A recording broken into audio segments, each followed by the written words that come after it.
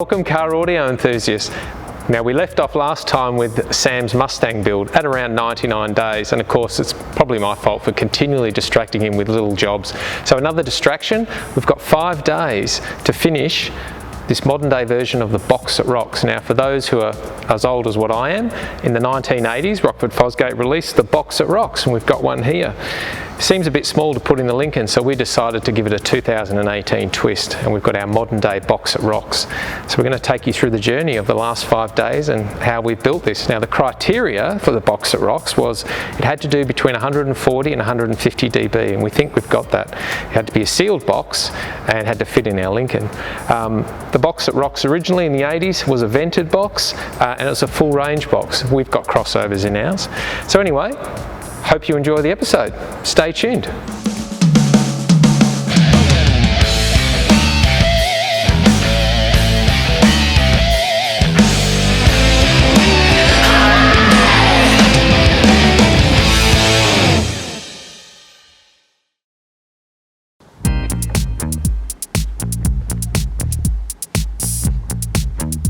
All right, so I'm totally on board.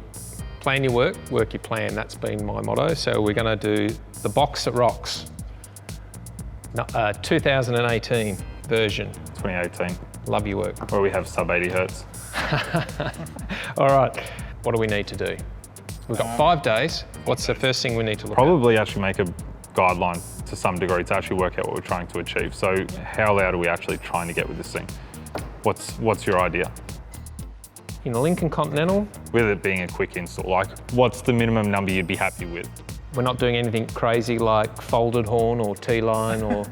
I wish, but probably not going to happen. So not in 5 days. So simple sealed boxes. Probably, yeah. Okay, so we're out to achieve 140 to 150 dB. Yep, why not? If we're going to go for high 140s, we're going to look at power. So we got problem with not a lot of power. We've got one battery and 140 amp alternator. What do we need to do? That's probably not going to work. So we probably need to work out what subs and amps we actually want in order to actually do it. What have we got? Lots. There's a lot of stuff, but what is it? What are we going to? What do we need I to prefer to achieve? use larger drivers, larger and less. Just Okay. cone area is king. So 2 to 3 15s. Yeah, that works. And then do you have any big amps? Either Class A, B, D or anything? Class A, B, everything. All of it? Everything. Powerful? Up to 1,000 watts, 1,500 watts tops. How many do you have of them? Because most of our 15s are dual voice coil and 1,000 RMS each probably isn't going to cut the mustard. So I've only got Alpine 1507s, but you'd have to sort of run one on each voice coil, which yeah, would be okay, and a problem. double them up. We're just out to go a box that rocks. So similar to the early 90s, everything was in the back. It's in a box.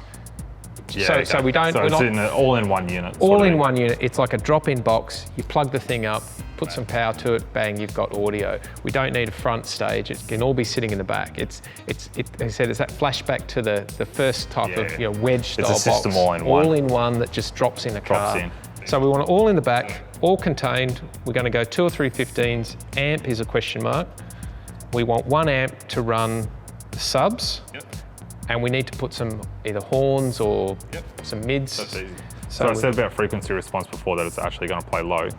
What's the sort of bandwidth that we're actually trying to achieve here? So if we're only trying to achieve upper bass, we can probably go more woofers, smaller enclosures. If we want to actually extend low, we need to actually run a decent QTC. What are you thinking? Well, the box that rocks was of like full range. There was no crossover in it. It was just the box was. It was, but it naturally rolled off pretty early. That's right. So do we want something that I think it's a does modern lows day properly? box. We need to go down low. All right, cool. 20 hertz. 20 hertz? 20 hertz. Mad. So greater than equal to 20 hertz. And it has to be done in 5 days. Yeah. So we need What an else amp, do we have to abide by? power. Yeah. We need batteries. There are a lot of batteries around. I've got a few, but we need to look at that. Power, batteries, alternator. We don't. That's fine. Just leave it, no time. Run a cable to the back, put the batteries in the back, box goes in the back, nothing to go up front. Oh, source unit. I'll just go something basic from Kenwood. It's just easy.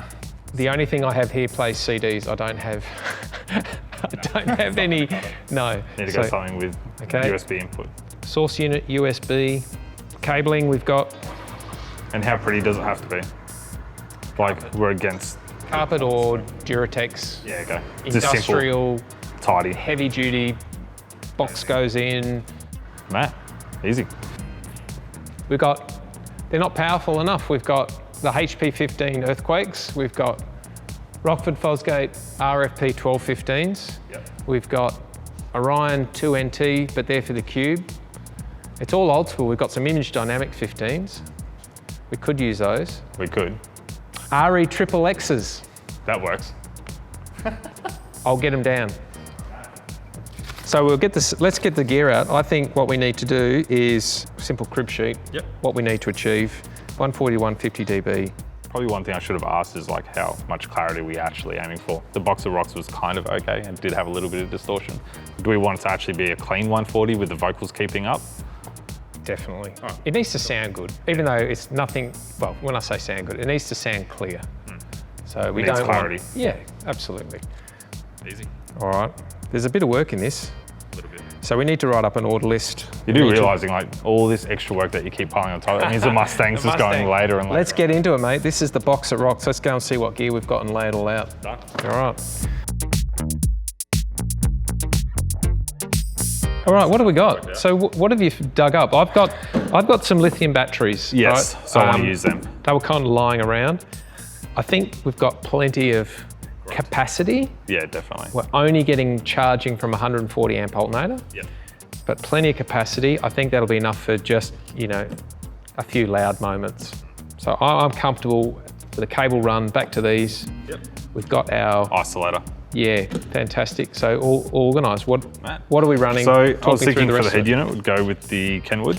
It's a basic unit, but it'll do everything that we need. It'll give us our band pass and everything like that. So I was a bit worried about having a car that if we're going for that 140 to 150 range with a CD player, because I've only got basically CD players. So your HXD2 stack, like that very pretty stack. I didn't really want to use them because of that. So I just figured a USB basic input unit. or MP3 It's got or USB and Bluetooth as well. So it'll work. And then if you feel like doing your CDs, you still can. So it's not a mechless unit. It will still run a CD.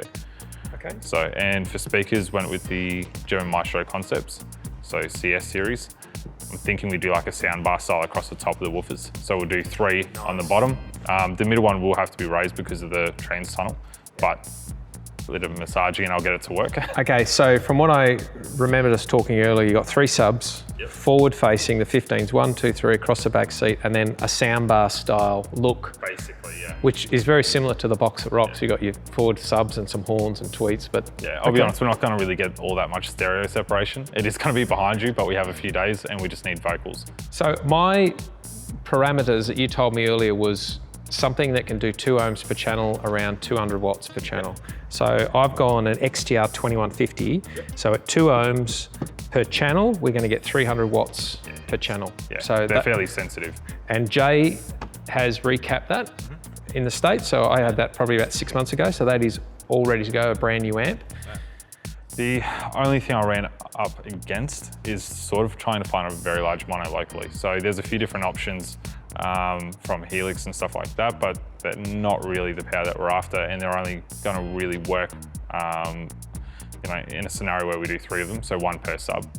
So the 3 RE15s, configured the voice calls, you want an amplifier that does a 1 ohm mono, or is going to have a 1 ohm mono load, and that should be, you need what, 7,000, 8,000 watts? Ideally, yeah, anything from sort of 2 to 4 kilowatt per sub will be fun. I got you covered.